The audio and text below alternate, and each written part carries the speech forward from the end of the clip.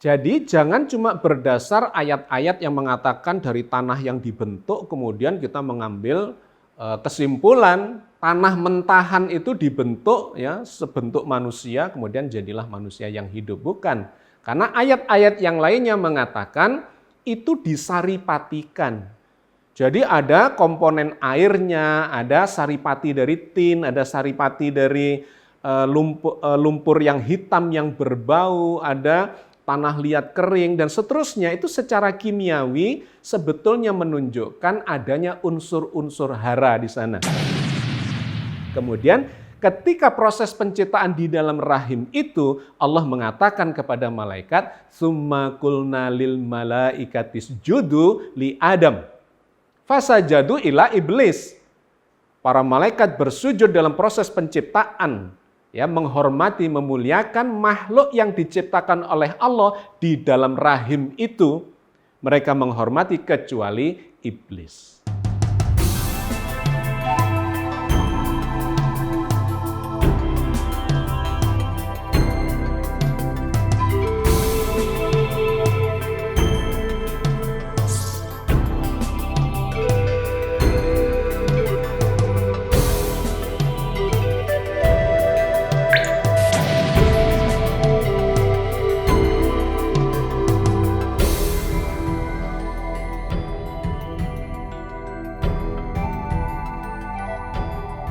Assalamualaikum warahmatullahi wabarakatuh. Alhamdulillahirabbil alamin. Ma khalaqas samawati wal arda wa ma bainahuma la'ibin. Wassalatu wassalamu ala nabiyyina Muhammadin wa ala alihi wa ashabihi wa ummatihi ajmain. Sahabat sekalian, alhamdulillah kita berkesempatan lagi untuk melakukan kajian, melakukan eksplorasi hikmah-hikmah dari kitab suci kita Al-Qur'an Al-Karim. Khususnya dalam beberapa episode yang terakhir ini kita sedang melakukan kajian tentang fenomena munculnya kehidupan di planet istimewa, planet bumi ini.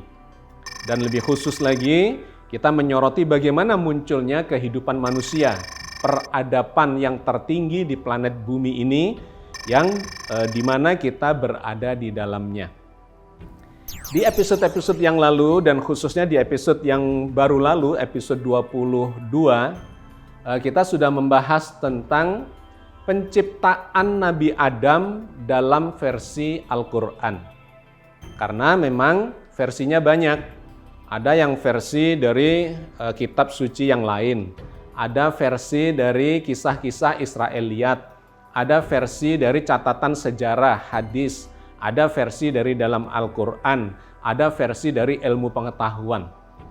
Karena itu kita akan mencoba mengambil sudut pandang yang paling otoritatif, yaitu dari Al-Quran Al-Karim.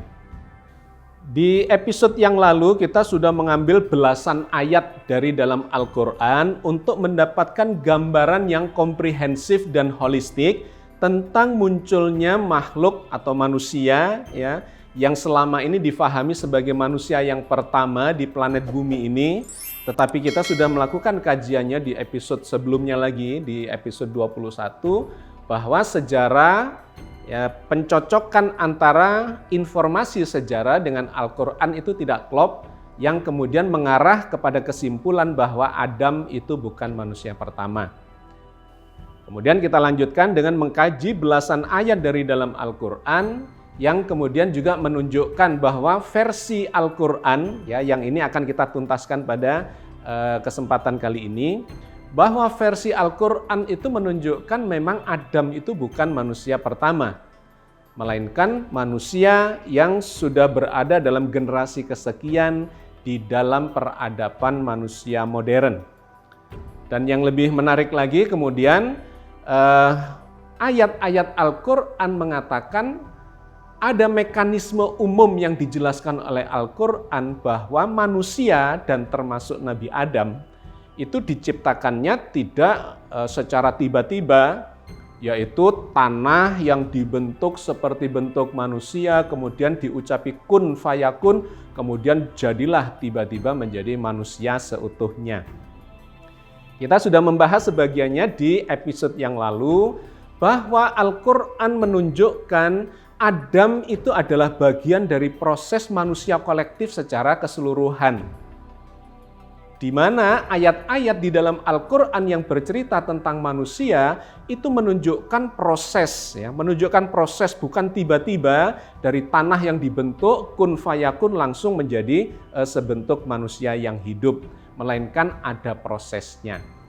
Nah, hari ini saya akan menunjukkan tambahan ayatnya lagi yang akan mengarahkan kita kepada pemahaman lebih detail lagi, lebih komprehensif dan lebih holistik, bahwa Nabi Adam itu adalah bagian dari penciptaan manusia secara kolektif yang tidak secara khusus berbeda dengan manusia pada umumnya. Untuk itu saya akan seperti biasanya mengambil poin-poin dari pembahasan di episode yang lalu. Kita ambil beberapa ayatnya untuk menyambungkan kajian kita supaya tidak terputus, kesimpulannya itu tidak parsial tetapi seutuhnya atau lebih holistik. Ayat yang pertama adalah yang difirmankan Allah di dalam surat Al-Furqan ayat 54. A'udzubillahi minasyaitonirrajim. Bismillahirrahmanirrahim. Wa huwallazi khalaqa minal ma'i basyara. Dan dia yang menciptakan manusia dari air. Ayat ini sudah kita bahas di episode yang lalu. Saya cuma ingin menyimpulkan bahwa Al-Quran menginformasikan bukan cuma dari tanah, tetapi manusia itu juga disebut diciptakan dari air. Dialah Allah yang menciptakan manusia menggunakan kata basyara, itu dari air. Minal ma'i basyara, dari air manusia itu. Jadi ini tidak boleh dinafikan seakan-akan selama ini yang diekspos secara eksplisit itu adalah manusia dari tanah. Padahal Al-Quran juga mengatakan manusia itu dari air. Ya, ini poin satu. Dengan cara ini atau dengan adanya informasi ini kita kemudian tidak boleh hanya mengambil sumber atau bahan dasar tanah sebagai satu-satunya dari bahan dasar manusia itu. Melainkan manusia ini selain dari tanah juga diciptakan dari campuran dengan air. Oke. Nah, ayat yang kedua yang menunjukkan dalam sekian banyak ayat bahwa memang selain air juga diciptakan dari tanah. Tetapi tanahnya bermacam-macam. Ada tanah yang disebut sebagai tin. Ada tin yang sudah berproses menjadi tinil lazib. Ada yang sudah berproses menjadi sol-sol. Ada berproses menjadi sol-sol min hama'im masnun. Ada lagi turab, ada lagi segala macam tanah. Ada beberapa jenis tanah yang disebutkan oleh Al-Quran. Tentu kita tidak bisa hanya mengambil salah satu tanah yang kemudian digambarkan berdasar bentukan dari tanah itulah Allah menciptakan manusia dan kemudian langsung hidup. Ya, jadi dengan demikian manusia bukan cuma terbuat dari air, melainkan dari air ditambah berbagai jenis tanah yang disebutkan oleh Al-Quran itu. Nah, lebih menarik lagi kalau kita kemudian meng-cross-check dengan ayat yang lain lagi. Bahwa ternyata tanah itu bukan dalam bentuk mentahan begitu, Tanah diambil dalam bentuk mentahan apa adanya, kemudian dibentuk jadi patung atau semacam bentuk manusia, kemudian kun fayakun jadi hidup. Bukan, karena ayat-ayat yang lain mengatakan bahwa berbagai macam jenis tanah itu disaripatikan. Sehingga muncul dalam berbagai ayat bahwa manusia itu tubuhnya terbentuk dari saripati tanah. Di antaranya disebutkan oleh Allah dalam surat Al-Mu'minun ayat 12. Walaqad khalaqnal insana min sulalatin min tin.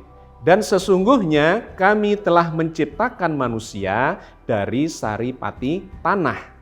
Jadi jangan cuma berdasar ayat-ayat yang mengatakan dari tanah yang dibentuk kemudian kita mengambil kesimpulan tanah mentahan itu dibentuk sebentuk manusia kemudian jadilah manusia yang hidup. Bukan. Karena ayat-ayat yang lainnya mengatakan itu disaripatikan. Jadi ada komponen airnya, ada saripati dari tin, ada saripati dari lumpur yang hitam yang berbau, ada tanah liat kering, dan seterusnya. Itu secara kimiawi sebetulnya menunjukkan adanya unsur-unsur hara di sana. Ada karbon, ada hidrogen, ada oksigen, nitrogen, dan seterusnya ya. Detailnya saya jelaskan di buku saya yang berjudul Ternyata Adam Dilahirkan itu ya. Karena kalau kita bahas ini akan mengambil porsi yang cukup banyak. Apa saja jenis tanah itu yang disebut oleh Al-Qur'an itu ya. Oke. Jadi yang diceritakan oleh Al-Qur'an adalah semua jenis tanah dan kemudian air itu disaripatikan. Seperti diceritakan dalam surat Al-Mu'minun ayat 12 itu. Walaqad khalaqnal insana min sulalatin min tin. Sesungguhnya telah kami ciptakan al-insan, ya manusia secara keseluruhan, al-insan min sulalatin min tin, dari saripati yang berasal dari tanah. Jadi tidak tanah mentahan begitu Al-Qur'an menceritakannya. Dan ini terjadi pada seluruh manusia. Nah, kita lanjutkan lagi mengambil ayat-ayat yang sudah kita bahas itu untuk melengkapi pemahaman kita bahwa ternyata di surat yang berbeda, ayat yang berbeda, Allah menggambarkan proses pensaripatian itu adalah dengan cara menumbuhkan dari bumi. Ya, ini diceritakan dalam surat Nuh ayat 17. Wallahu ambatakum minal ardi nabata. Dan Allah menumbuhkan kalian dari bumi dengan cara tumbuh yang sebaik-baiknya. Jadi ada prosesnya yang diibaratkan, digambarkan seperti tumbuhnya pohon atau nabati ya, atau tanaman. Bahwa pensaripatian unsur-unsur yang ada di berbagai macam jenis tanah itu kemudian disaripatikan dengan semacam tumbuhnya tanaman, di mana akar tanaman itu mengambil saripati dari dalam tanah jadi buah, jadi daun, ya, jadi sayuran, jadi buah-buahan yang dimakan, jadi biji-bijian dan sebagainya. Semua itu adalah saripati tanah yang ketika dimakan oleh makhluk hidup dan kemudian dimakan juga oleh manusia, maka saripati itu kemudian menjadi tubuh kita. Jadi tubuh kita ini adalah saripati tanah bumi, termasuk di dalamnya ada airnya. Ya, jadi itu adalah sebuah proses yang panjang. Nah, maka ketika kita sudah memahami sejumlah ayat seperti ini, ketika kita bicara tentang Nabi Adam itu adalah bagian dari konteks yang kolektif ini. Bahwa yang disebut manusia itu ya termasuk Nabi Adam. Sehingga proses yang digambarkan Al-Qur'an, kaidah umum dari penciptaan manusia, di mana itu berproses, itu juga termasuk kepada Nabi Adam. Seperti yang difirmankan oleh Allah di dalam surat Sajdah ayat 7 dan 8. Alladzi ahsana kulla syai'in khalaqahu wa bada'a khalqal insani min tin. Tsumma ja'ala naslahu min sulalatin min ma'in mahin. Yang membuat segala sesuatu yang Dia ciptakan sebaik-baiknya dan yang memulai penciptaan manusia al-insan dari tanah. Kemudian Dia menjadikan keturunan manusia dari saripati air yang hina. Ayat ini seringkali dipakai sebagai penjelas bahwa manusia yang pertama diciptakan dari tanah dan berikutnya keturunannya dari saripati air yang hina, itu dari sperma dan ovum. Tetapi kalau kita menggunakan platform pemahaman yang sudah kita bahas itu, bahwa seluruh manusia itu memang dimulai dari tanah, bukan cuma Adam. Jadi ayat ini sesungguhnya klop, bukan sebuah perkecualian, tetapi klop dengan berbagai ayat, ya belasan bahkan puluhan ayat di dalam Al-Qur'an yang menceritakan bahwa awal mula penciptaan manusia atau asal muasal manusia itu ya memang dari tanah. Kemudian setelah itu proses berikutnya adalah menjadi nutfah, saripati air yang hina. Jadi dari saripati tanah kemudian terbentuklah saripati air yang hina, yang dimaksudkan itu adalah nutfah. Jadi bagi saya sesungguhnya ayat ini tidak spesifik menggambarkan Nabi Adam. Karena di situ juga tidak menyebut nama Adam, melainkan menyebut al-insan secara kolektif. bahwa al-insan secara kolektif itu memang dimulai penciptaannya ya dari tanah yang disaripatikan, dicampur dengan air, ditumbuhkan ya. Kemudian saripati itu dimakan oleh makhluk manusia, kemudian menjadi saripati air yang hina. Oke, sahabat sekalian. Jadi sampai di sini kita telah melakukan penyimpulan terhadap apa yang sudah kita bahas di episode yang lalu, dan saya tambahkan beberapa di situ untuk memberikan penegasan bahwa Nabi Adam itu sesungguhnya mekanisme penciptaannya tidak berbeda dengan penciptaan manusia pada umumnya, yaitu dari tanah kemudian disaripatikan masuk ke dalam tubuh menjadi saripati air yang hina, kemudian diproses di dalam tubuh makhluk hidup.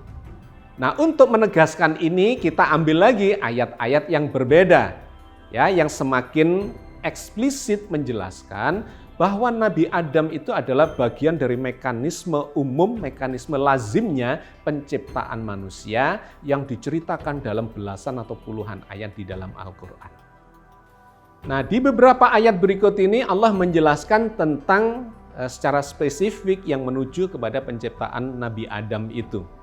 Oke, yang pertama kita ambil ayat dalam surat Al-Mu'minun ayat 12 dan 13. Bahwa secara umum mekanismenya memang al-insan itu diciptakan di dalam rahim. Ya, di sana Allah berfirman dalam surat Al-Mu'minun 12 dan 13 ini, "Walaqad khalaqnal insana min sulalatin min tin, tsumma ja'alnahu nutfatan fi qararim makin." Dan sesungguhnya kami telah menciptakan semua manusia, al-insan, dari suatu saripati tanah. Kemudian kami jadikan saripati itu air mani dalam tempat yang kokoh, yaitu rahim. Poin penting dari ayat ini adalah diciptakan dari saripati tanah. Kemudian jadi saripati yang ada di dalam tubuh manusia dan ditempatkan prosesnya di dalam rahim. Tsumma ja'alnahu nutfatan fi qararim makin, di tempat yang kokoh, yang dimaksudkan di situ adalah rahim. Nah, ini diperjelas lagi oleh firman Allah di ayat yang berbeda. Di antaranya dalam surat Al-Hajj ayat 5. Kalau di Al-Mu'minun itu bicara tentang tempatnya di rahim, maka di Al-Hajj ini Allah menceritakan prosesnya di dalam rahim itu seperti apa. Ya ayuhan nas, in kuntum fi raibin minal ba'tsi, fa inna khalaqnakum min turab, summa min nutfah, summa min alaqah, summa min mudghah, mukhallaqati wa ghairi mukhallaqati, linubayyina lakum wa nukirru fil arhami manasya'u ila ajalin musamma summa nukhrijukum tifla. Hei manusia, jika kalian dalam keraguan tentang kebangkitan dari dalam kubur, maka ketahuilah sesungguhnya kami telah menjadikan kalian dari tanah, kemudian dari setetes air mani, kemudian dari segumpal alaqah, kemudian dari segumpal daging yang sempurna kejadiannya dan yang tidak sempurna, agar kami jelaskan kepada kalian dan kami tempatkan di dalam rahim apa yang kami kehendaki sampai waktu yang sudah ditentukan. Kemudian kami keluarkan kalian sebagai bayi. Ayat ini sangat menarik karena dua hal ya. Yang pertama menggunakan kata jamak. Kalian, kamu sekalian itu diciptakan dari tanah. Jadi bukan cuma Nabi Adam.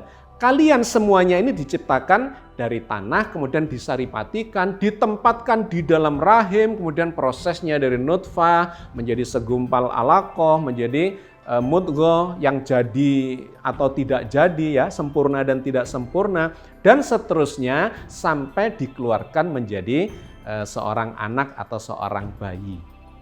Jadi ayat ini menjadi kaidah umum bahwa manusia itu memang ya dari tanah gitu ya.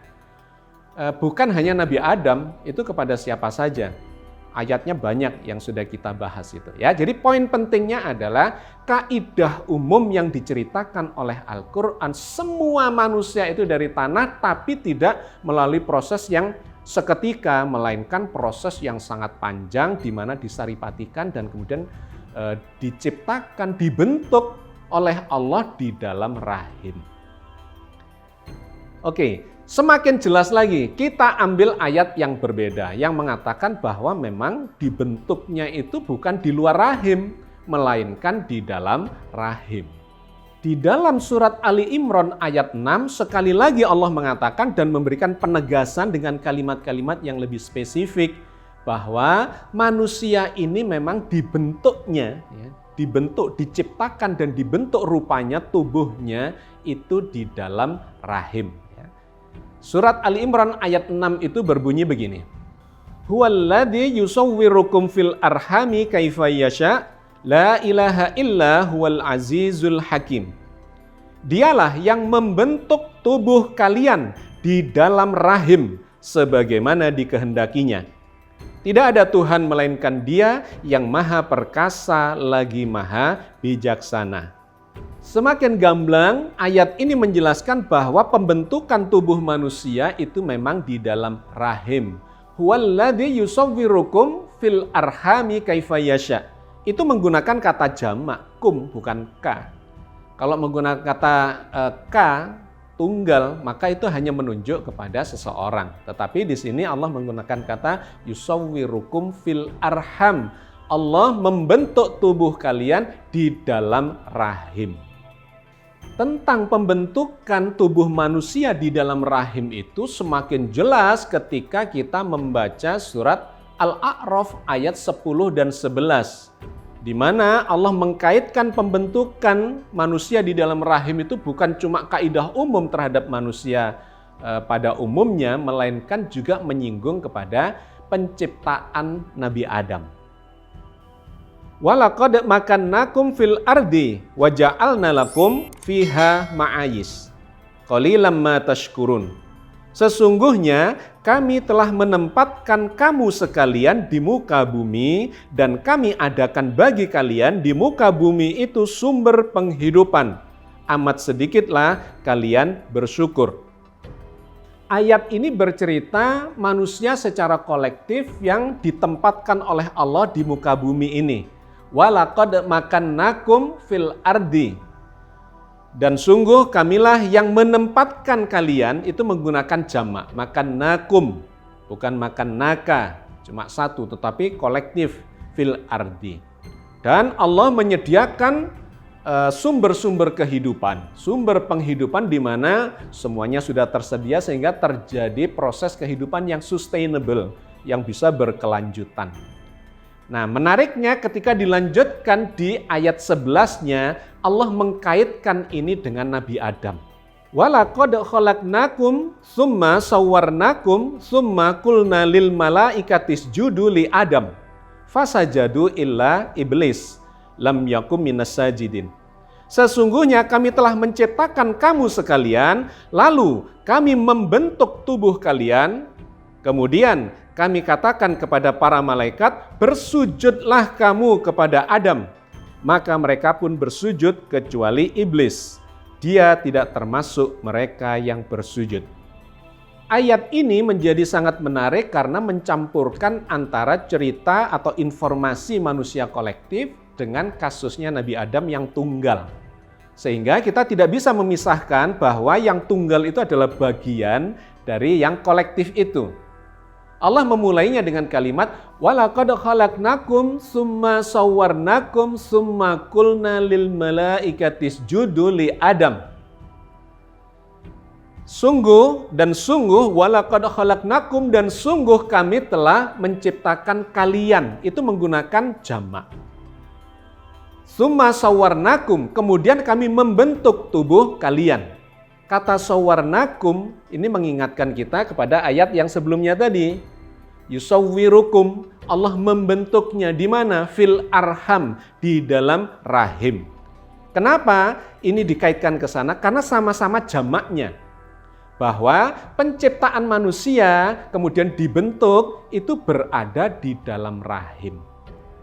Tetapi kemudian Allah langsung mengatakan di ayat ini sambungannya ini, Summa qulna lil malaikati isjudu li Adam. Kemudian Allah berkata kepada para malaikat itu supaya bersujud kepada Adam. Ini kan menarik nih. Ternyata Adam itu adalah contoh kasus saja dari sebuah mekanisme yang pada umumnya sudah diceritakan oleh Al-Quran.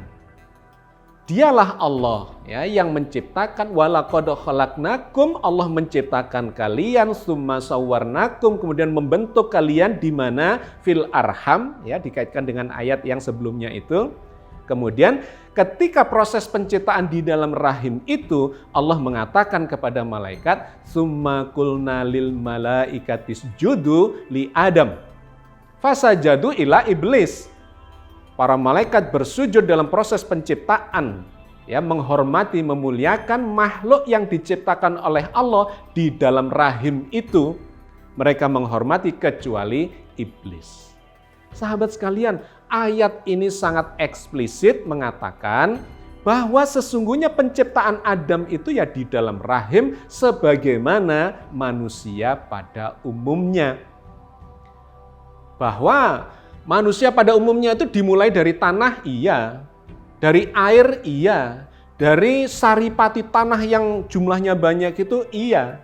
Ditumbuhkan dari tanah bumi, iya. Disaripatikan ke dalam tubuh makhluk hidup, iya. Dan kemudian diproses di dalam rahim mengikuti sunatullah. Mulai dari nutfah menjadi alaqah, menjadi mudghah, dan seterusnya. Kemudian lahirlah menjadi seorang bayi. Nah, ternyata Nabi Adam itu juga diklasifikasikan di dalam kelompok ini. Memang kalau kalian melihat di dalam terjemahan ya, maka Anda akan mendapati ini seakan-akan kisah penciptaan Nabi Adam. Karena terjadi penerjemahan yang menurut saya tidak tepat atau mungkin disengaja supaya terkesan ini adalah penciptaan Nabi Adam. Yaitu ketika teksnya berbunyi walaqad khalaqnakum, dan sungguh kami Allah telah menciptakanmu Adam. Ya, di situ menggunakan kata kamu, menciptakanmu atau menciptakan kamu, padahal seharusnya menciptakan kamu sekalian. Jamak. Tsumma sawwarnakum itu juga diterjemahkan sebagai membentuk kamu. Padahal seharusnya membentuk kalian.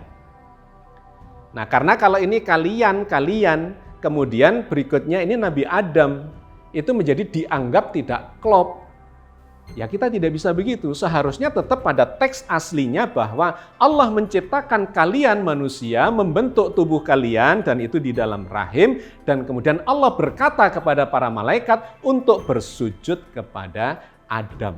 Bersujudlah mereka kecuali iblis. Jadi Anda sudah menangkap ini, sesungguhnya Al-Quran secara eksplisit itu mengatakan Nabi Adam itu cuma contoh kasus dari seluruh proses yang alamiah sebagaimana terjadi pada manusia lainnya. Yaitu dari saripati tanah atau tanah yang disaripatikan, kemudian masuk ke dalam tubuh manusia, kemudian ditempatkan di dalam rahim, kemudian diproses untuk menjadi bayi dan terlahirlah seorang manusia termasuk Nabi Adam. Sahabat sekalian, saya kira saya cukupkan sampai di sini dulu kajian kita kali ini ya, karena waktu. Tapi akan kita lanjutkan bagaimana penjelasan ilmiahnya sehingga Al-Quran ya dengan informasi dari sains itu sesungguhnya tidak berbeda. Jadi rujukan utamanya adalah dari dalam Al-Quran, kemudian kita fahami secara ilmiah dengan menggunakan data-data ilmiah yang sudah terverifikasi secara objektif. Oke, jadi sahabat sekalian, kita telah mendapatkan kesimpulan dari kajian kita kali ini bahwa Nabi Adam itu sesungguhnya menurut Al-Quran diciptakan mengikuti kaidah umum yang dijelaskan oleh Al-Quran, bahwa dari saripati tanah tetapi proses pembentukannya di dalam rahim dan kemudian terlahir sebagai bayi seperti manusia lainnya. Oke ya, saya cukupkan sampai di sini. Nanti penjelasan lanjutannya akan kita kaji lagi, kita sampaikan lagi pada episode yang selanjutnya. Mudah-mudahan memberikan manfaat dan Allah membimbing kita senantiasa di dalam ridhonya. Amin ya rabbal alamin. Assalamualaikum warahmatullahi wabarakatuh.